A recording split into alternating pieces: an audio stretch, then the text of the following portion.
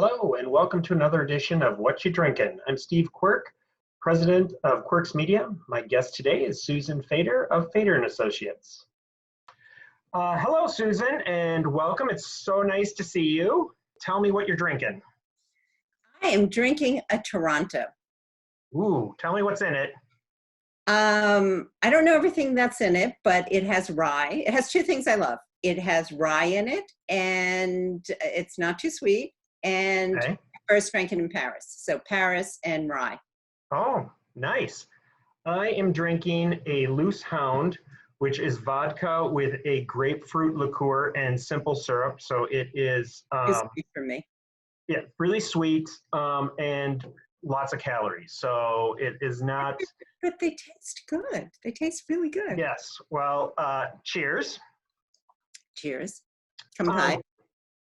So you recently wrote an article for Quirks where you talked about your qual research that you've had from the past and how it has been applicable to the kind of shelter in place, people who are stuck at home and so forth. And I know, do you want to talk a little bit about that article and kind of how it came about to be? Okay, so as a qualitative researcher who obviously I've done online and telephone, but I've also done a lot of in-person research, I saw in the discussions that people really would come and really want to just talk and kind of mingle. And then sometimes after these groups, people would hang around and just talk. And it wasn't because of they're trying to do a business connection. It was just that human interaction that they wanted. So I've always been aware that if you want to do qualitative research well, you have to create an atmosphere where people can connect, have that social type of connection. And then Cigna came out, they did a study, which was published in 2018, where they had talked to 20,000 Americans. And almost half of all Americans at this time in 2018 felt lonely all the time or some of the time. And then in 2019, they found it had increased, that 60% of the people, more than 60% felt lonely. So this was before COVID-19. So if people were feeling lonely before COVID-19, and now they've been cut off from the social interaction, which is not the 17 Zoom calls you have, because that's not social interaction. It's the just standing in line and talking to someone that you've never met, or walking down the street and seeing something you haven't seen before. Those are or just going out to lunch with a friend with no agenda and just talking. That's the type of social interaction that people really crave.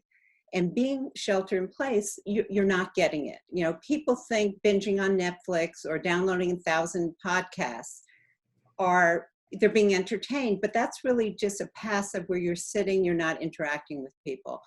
So based on qualitative and based on, I've also got a lot of feedback from the article from people with additional suggestions. I have some suggestions of what people can do. So. Wow, that's really great.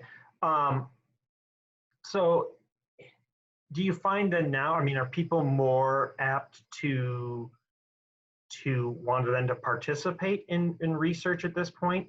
Oh my God. I actually had 2 projects that were in the field as in-person that had to convert to online in the middle.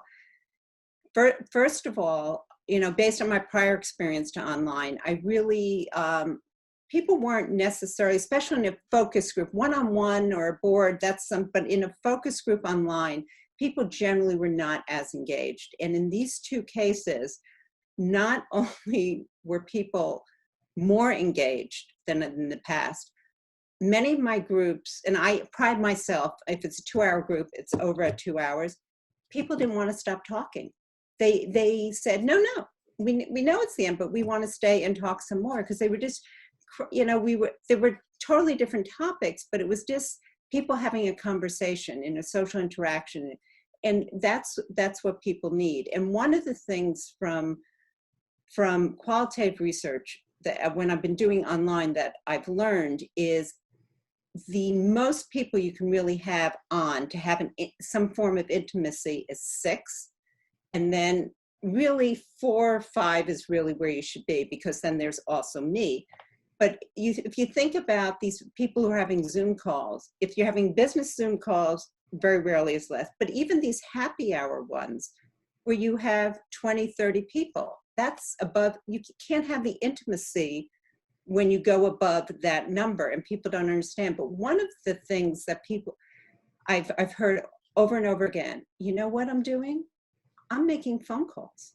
I never used to call, but it's really low tech. I'm calling my family members who don't live near me. I'm calling friends who I never had time to talk to, and we're just talking, and it makes me feel so great, because that's a human connection. So there are a lot of other things, but there needs to be the recognition that Zoom calls and the passive of watching a Netflix and being entertained is not giving you that social interaction that you need. And you can come up with a lot of I have friends who are jamming over a conference call, musicians that, so they can just jam, so there are a lot more examples in the article of what you can do, but these are things that people have to recognize, that they have to be interactive. It has to be with a small group of people, 1 person or less than 6. And that's great, and people should definitely check out and read the article. And also, people get on the phone, because there are people out there who are lonely and might be living alone and being unfortunately locked in by themselves. So it's a great reminder for people to reach out and actually have conversations with people. All right, so I'm going to go to the part where we ask you a question, and you get what is one of your quirks that people might not know about you? I can only share 1. Well, you can share 2. All right. So you know about my Burning Man quirk. So I'm not gonna. So that one. So I like extreme natural challenges. All right. What does that mean? So I have done the polar plunge in Antarctica only wearing a bathing suit. Oh, wow. And so salt water freezes below 32 degrees, it's less, so it was even colder. So that was an experience.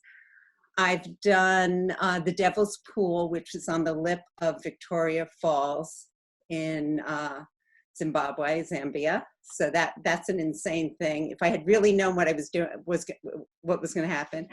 I've cycled on a tandem from Pittsburgh to Washington, D.C. So I like this type of natural challenges. Wow. All right. So I think next time we have a cocktail, hopefully it'll be in person. And I want to hear more stories about that, as well as Burning Man, because that is something that I haven't been to, but it's sounds like it's quite the experience. So we're not going to have it this year. I know.